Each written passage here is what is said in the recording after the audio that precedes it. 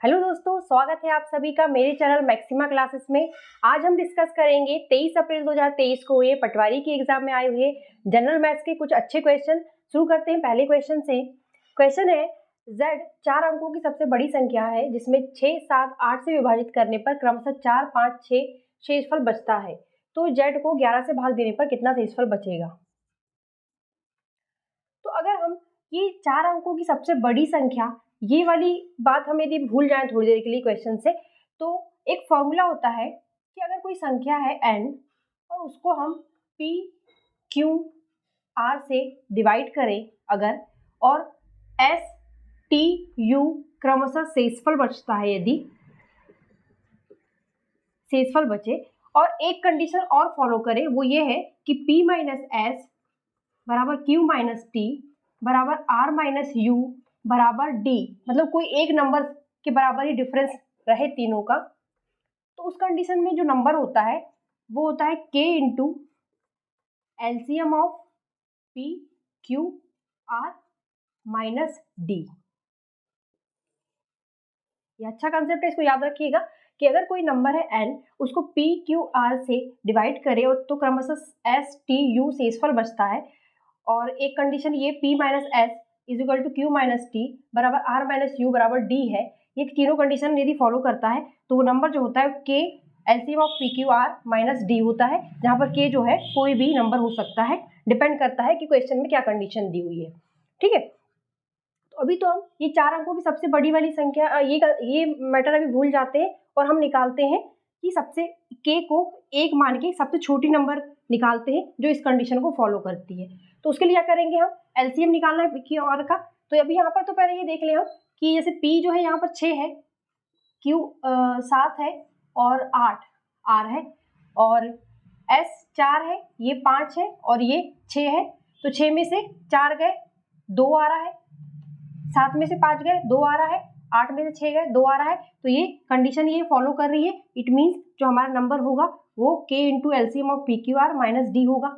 ये तो ठीक है, इस क्वेश्चन से ये कंसेप्ट निकल के आ गया। अब हम सबसे पहले एलसीएम निकालते हैं 6, 7 और 8 का। पी, क्यू, आर का एलसीएम निकालेंगे, मीन्स 6, 7, 8 का एलसीएम निकालेंगे। तो ये है 6 होता है 2 तिया 6, 7 और ये हुआ 2 चौ 8। ठीक है, तो एलसीएम कितना आ जाएगा इनका, 2, 7 गुणा 3 गुणा 4, ये एलसीएम होगा इसका। तो ये हो जाएगा 3 चौ 12, 12 7 84 और 2 चौ 8 और 2 8 16। तो एलसीएम कितना आया, 168। एलसीएम जो है 168 आया है। तो सबसे छोटी संख्या यदि k हम 1 पुट कर दें तो सबसे छोटी संख्या जो ये कंडीशन फॉलो करती है वो सबसे छोटी संख्या क्या हो जाएगी, यदि k को हम 1 पुट कर दें तो 168 माइनस d जो कि 2 है, तो ये हो जाएगा 164 हो जाएगा। पर क्वेश्चन में एक कंडीशन ये दी है कि वो संख्या 4 अंकों की सबसे बड़ी संख्या है। अब हम जानते हैं कि 4 अंकों की सबसे बड़ी संख्या वैसे क्या होती है, 9999 होती है। पर हमें 4 अंकों की सबसे बड़ी संख्या कौन सी निकालना है, जो 6, 7, 8 से विभाजित करने पर क्रमशः ये शेषफल बचाती है। ठीक है, तो हमें क्या निकालना है कि जो हमको 4 अंकों की सबसे बड़ी ऐसी संख्या निकालना है जो 168 का मल्टीपल हो। 168 का मल्टीपल हो मीन्स k की ऐसी कोई वैल्यू निकालना है जिसको यदि हम 168 से गुणा करें तो 9999 के निकटतम इससे छोटी संख्या निकल के आए 4 अंकों की। तो इसलिए हम क्या करते हैं कि 9999 में 168 का भाग देंगे। ठीक है, 168 का भाग देते हैं तो हम इसको 6 से करके देखते हैं। पहले 6, ये 5 से जाए, 5 से करते हैं तो ये हो जाएगा 5 8 40, 5 6 30 और 3 840। 6 से करेंगे तो इसके ऊपर जा रहा है, तो ये 5 से कर दिया इसको, ये 9, 9 में से 4 गए 5, 9 में से 8 गए 1, बचा कितना 9।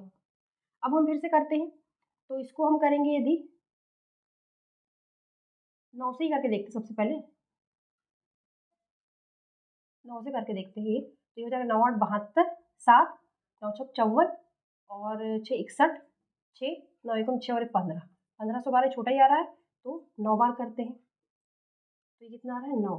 ठीक है, 9 में से 2 गए 7, 9 में से 1 गए 8। तो क्या मतलब हुआ कि जब हम 168 से 168 का हम पहाड़ा पढ़ रहे हैं तब तक पढ़ें जब तक कोई ऐसी संख्या है जो 9999 से छोटा हो पर 168 का मल्टीपल हो, जैसा कि क्वेश्चन में पूछा गया है। तो ऐसा कौन सा नंबर है वो निकालने के लिए हमें क्या करना पड़ेगा, यहाँ पर शेषफल जो है 87 बच रहा है, इसका क्या मतलब हुआ 9999 में से 87 माइनस कर देंगे तो वो नंबर आ जाएगा जो 168 का मल्टीपल भी है और 4 अंकों की सबसे बड़ी संख्या भी हो जाएगी वो। 9 में से 7 गए 2, 9 में से 8 गए 1, 9912। तो यदि हम यहाँ से देखें तो ये k की वैल्यू क्या आई है 59, एलसीएम जो है 168 है, तो हम k की वैल्यू 59, इसकी वैल्यू 168 रखें तो भी 9912 ही आएगा। तो इतना वैल्यू तो हमारी आ गई है। अब तो हमारा नंबर क्या हो जाएगा 9912 माइनस डी करना है, डी की वैल्यू कितनी निकाली थी हमने 2, तो वो नंबर क्या हो जाए, वो नंबर तो हमारा आ गया 9910। ठीक है, अभी आगे लिखा है कि उस नंबर को 11 से भाग देने पर कितना शेषफल बचेगा। इस नंबर को हम 11 से भाग दे देते हैं, ये 9 बार जाएगा और बचा कितना 10, तो शेषफल कितना बच रहा है 10, तो आंसर होगा 10 शेषफल बचेगा, यही आंसर है। नेक्स्ट क्वेश्चन है, ए में दूध और पानी का अनुपात 3:2 है, बी में 5:3 है, सी में 4:7 है, तो तीनों को मिलाकर एक नया मिश्रण बनाया गया, नए मिश्रण में दूध और पानी का अनुपात क्या है। ए में दूध का अनुपात, दूध और पानी का अनुपात, ए में दूध और सब में दूध और पानी का ही दिया हुआ है, पानी का अनुपात है 3:2 है, बी में 5:3 है और सी में 4:7 है।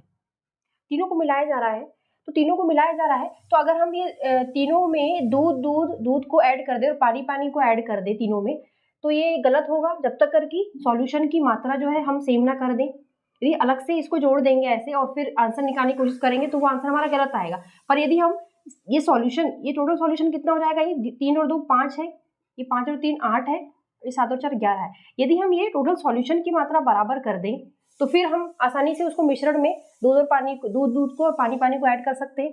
तो इन तीनों को बराबर करने के लिए क्या देख रहे हैं हम कि इसको 88 से मल्टीप्लाई करना पड़ेगा, इसको 55 से मल्टीप्लाई करना पड़ेगा और इसको 8 और 5 40 से मल्टीप्लाई करना पड़ेगा।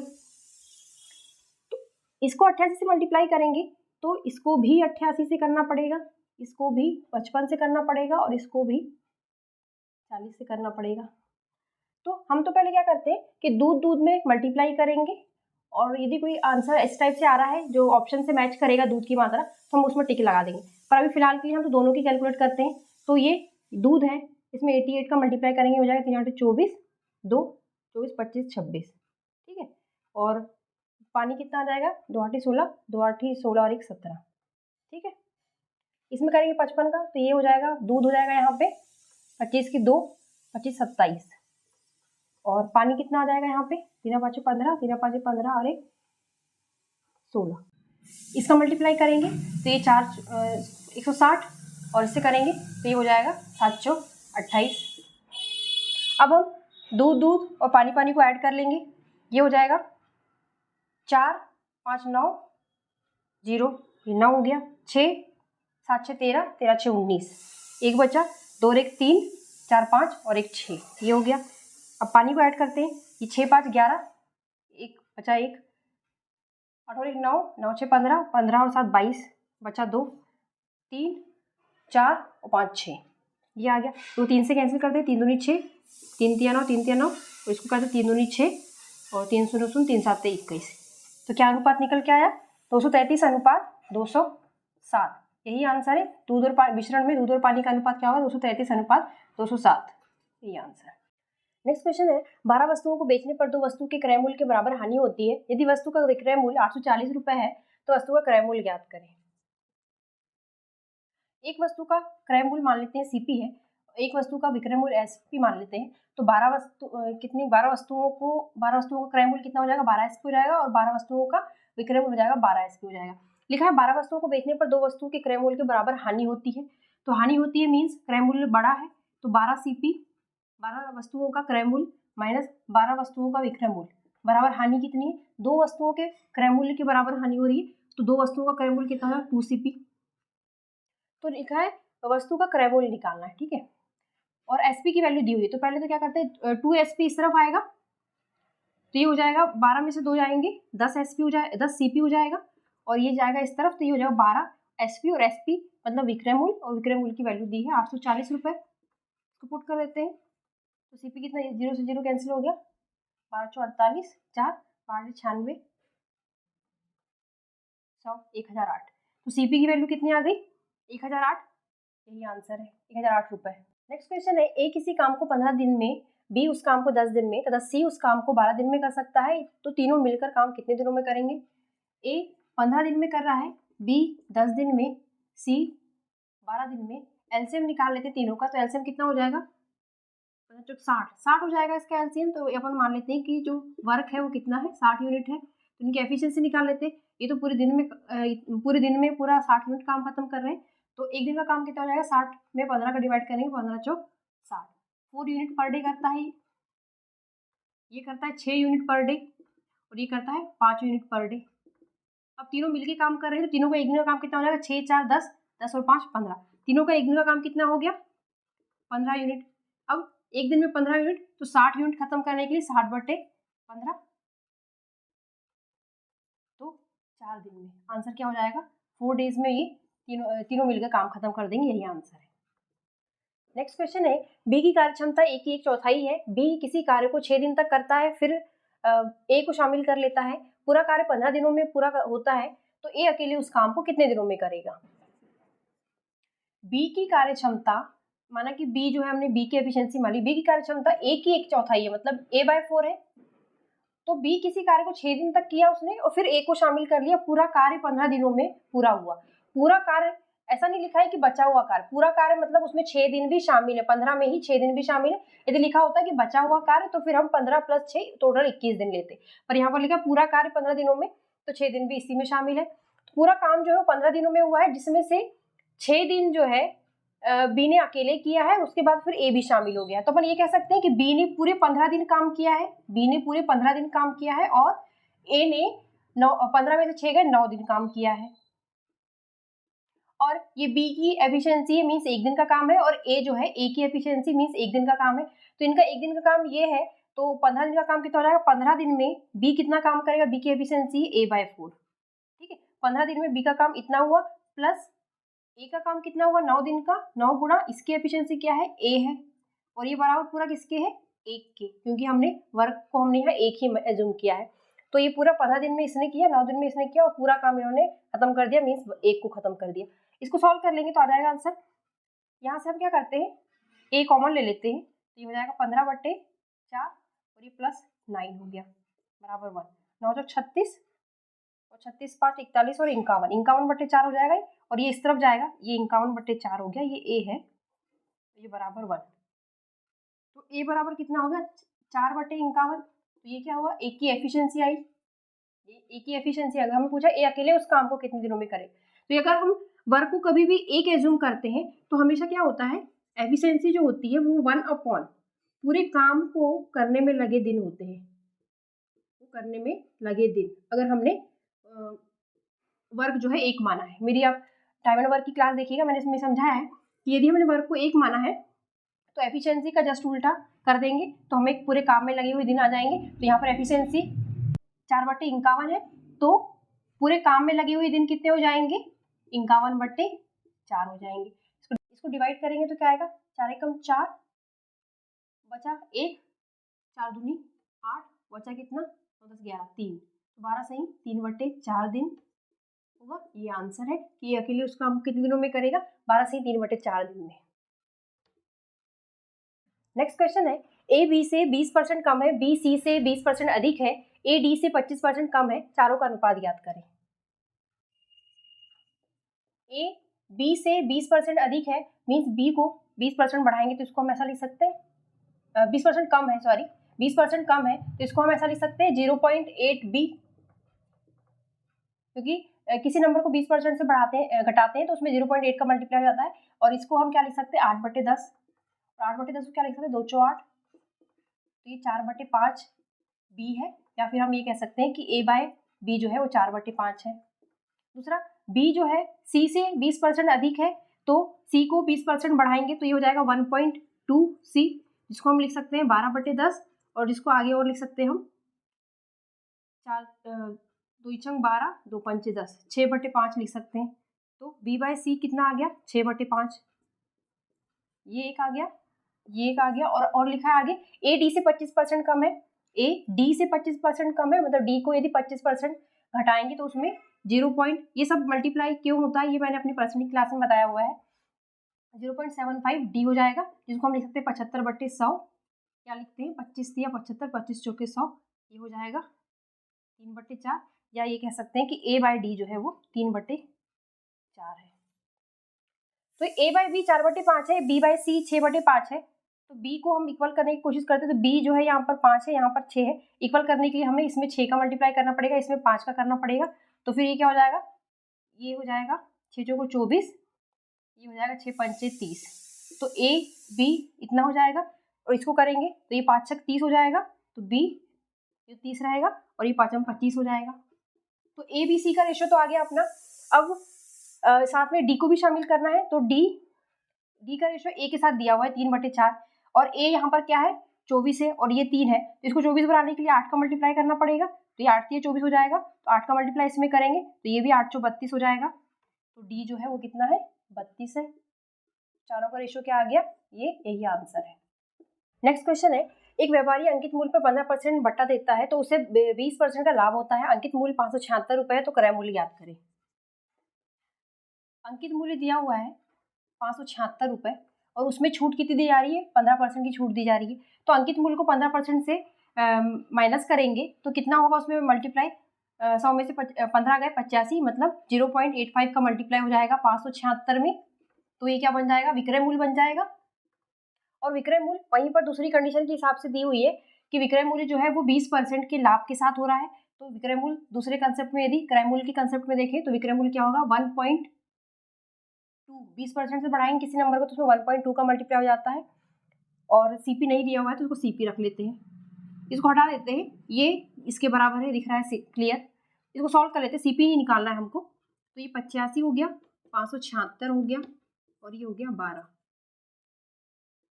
इसका 0 ऊपर गया है ये 12 का, और इसका डबल 0 नीचे, एक से एक कैंसिल कर लेते हैं, एक 0 से, तो कैंसिल करते हैं इसको, 5 से इसको कैंसिल करते हैं, ये 5 एकम 5, 5 7 35, अब इसको करते हैं तो ये हो जाएगा 12 चौ 48, बचा 9, 12 8 96, और ये हो गया 2 दूनी 4, 2 चौ 8, तो ये कितना हो जाएगा, तो ये हो जाएगा 17 चौक 68, बचा 6, 17 दूनी 34, और 6 40, तो सीपी कितना आया 408, यही आंसर है।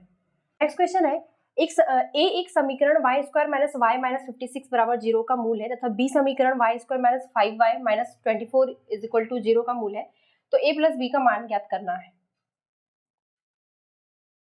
a जो है इसका रूट है, तो इसका रूट निकालने की एक मेथड है, ये है कि 56, हम ऐसा कोई दो नंबर हम ऐसे चूज करेंगे जो जिनका मल्टीप्लाई करने पे 56 आता हो, जोड़ने घटाने पे यहाँ पर 1 है तो 1 आता हो, तो ऐसा नंबर क्या होगा 7 8 56, 7 और 8 ऐसे नंबर हो सकते हैं, और ये भी देखना है कि हम माइनस आ रहा है सामने, तो वो नंबर क्या होगा 8, बड़ा नंबर जो है वो माइनस का होगा, तो 8y + 7y, और ये -56, ये होगा वो, इस टाइप से लिख सकते हैं इसको, तो यहाँ से y -8 + 7 कॉमन लेंगे तो y -8, तो यहाँ पर इसके रूट्स कितने आ गए, इसके रूट्स आए y बराबर 8 और y बराबर -7, इसके दो रूट्स निकल गया है। उससे दूसरी इक्वेशन सॉल्व करते हैं, यहाँ पर भी ऐसा कोई नंबर, दो नंबर ऐसे चूज करेंगे जिनका मल्टीप्लाई जो करने पे 24 आता हो, जोड़ने घटाने पे -5 आता हो, मल्टीप्लाई करने पे -24 आता हो और जोड़ने घटाने पे -5 आता हो, ऐसे देखेंगे 3 8 24 वो हो जाएगा, तो इसको कैसा लिख सकते हैं y² और 3 8 24, तो ये भी माइनस में है, तो 8y + 3y और ये -24, ऐसा लिख सकते हैं इसको बराबर 0, यहाँ से भी कॉमन लेंगे तो y -8, और यहाँ से 3 कॉमन लेंगे तो ये हो जाएगा y, तो यहाँ इसके भी रूट्स कितने आए, y बराबर 8 आया और -3 आया, तो अब हमारे पास ये ऑप्शन पे डिपेंड करेगा, हमारे पास 4 कॉम्बिनेशन बनेंगे, या तो समेशन इसका इसका करें, इसका इसका करें, या इसका इसका करें, या इसका इसका करें, कुछ भी हो सकता है। 8 और 8 16, 8 में से 3 गए 5, -7 और 8 1 और -7 -10। तो ये 4 आंसर हो सकते हैं, डिपेंड करता है कि ऑप्शन क्या है। तो यही उत्तर होगा, इनमें से कोई एक उत्तर होगा। नेक्स्ट क्वेश्चन है 25 की घात 5.4 इंटू 5 की पावर 4.6 डिवाइडेड बाय 5 की पावर 5.2 बराबर 25 की पावर x बराबर दिया हुआ है, तो x का मान निकालना है। तो ये 5 के टर्म में दिया हुआ है, तो इसको भी हम 5 में बदल देते हैं। ये होगा 5 5 हम 25 पावर 2 हुई और ये 5.4। इसको और सॉल्व करते हैं तो ये हो जाएगी 5, ये दोनों पावर मल्टीप्लाई हो जाएगी तो ये हो जाएगा 2 चौ 8 और 2 पंचे 10, ये हो गया। गुणा में है 5 की पावर 4.6 और बटे में है भागित में 5 की पावर है 0.2। अभी गुणा में है, दोनों की घातें जुड़ जाएगी, बेस सेम है तो घातें जुड़ जाएगी। तो ये इसमें 4.6 ऐड कर देते हैं तो ये हो जाएगा 8 से 14 1, तो ये हो जाएगा 15.4 हो जाएगा, मतलब 5 की घात 15.4 हो जाएगी। और ये क्योंकि बटे में है तो इसकी घात इससे जुड़ जाए घट जाएगी, तो इसमें -5.2 भी कर देते हैं तो ये हो जाएगा 4 में से 2 गए 2, 15 में से 5 गए 10। तो ये ओवरऑल इसको सॉल्व करने पे कितना आया, 5 की घात 10.2 आया। और बराबर कितना है, 25 की पावर x है, 25 को 5 के टर्म में ही लिखेंगे, बेस बराबर करने की कोशिश करते हैं तो हो जाएगा 5 की पावर 2 और x भी है ऑलरेडी तो 2x हो जाएगा। अब बेस बराबर है तो घातें जो है समान है हो जाएंगी, तो जाएगा 10.2 बराबर कितनी हो जाएगा, 2x के बराबर हो जाएगा। तो x की वैल्यू हो जाएगी 2 पंचे 10, 2 एकम 2, तो ये हो जाएगा 5.1, यही आंसर होगा। नेक्स्ट क्वेश्चन है 500 किलोग्राम चावल में से कुछ 12% लाभ पर तथा शेष को 20% लाभ पर बेचा, कुल लाभ 14% हुआ, तो 12% लाभ पर कितने किलोग्राम चावल बेचे गए। ये क्वेश्चन मिश्रण से करेंगे। आधे चावल 12% के लाभ पर बेचे गए, आधे चावल जो है, आधे नहीं मीन्स थोड़ी मात्रा उसकी जो भी होगी वो निकालना है, वही 20% के लाभ पर बेचे गए। और दोनों को पूरा मिक्सचर यदि करें तो पूरा जो है लाभ उसको 14% हुआ है, ठीक है। तो इसमें से इसको माइनस करेंगे, इसमें से इसको माइनस करेंगे, तो जो रेशियो आएगा वो किसके बराबर होगा, इनकी क्वांटिटी के बराबर होगा। तो 12% पे चावल जो बेचे गए उसकी मात्रा क्या है वो निकालने के लिए कहा है, तो उसको हम x मान लेते हैं और ये हो जाएगा। तो बचा हुआ चावल कितना हो जाएगा, क्योंकि टोटल चावल 500 kg है तो उसमें से x जाएगा, तो बचा हुआ चावल 20% के लाभ पे बेचा गया है। अब इसमें से इसको माइनस करेंगे, 20 में से 14 गए 6, इसमें से इसको माइनस किया तो इसमें से इसको करेंगे तो 14 में से 12 गए 2। तो ये रेशियो क्वांटिटी के रेशियो के बराबर होगा, तो 6/2 मीन्स इसको 2 या 6 भी लिख सकते हैं, 3/1 बराबर x/500 माइनस x हो जाएगा। तो ये कितना हो गया, x बराबर 5 या 15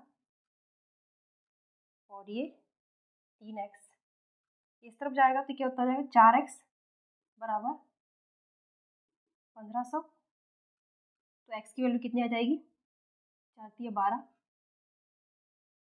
4 7 28, 4 पंचे 20, तो x की वैल्यू कितनी आ गई 375, मीन्स 12% लाभ पर कितने किलोग्राम चावल बेचेगा, 375 किलोग्राम, यही आंसर है।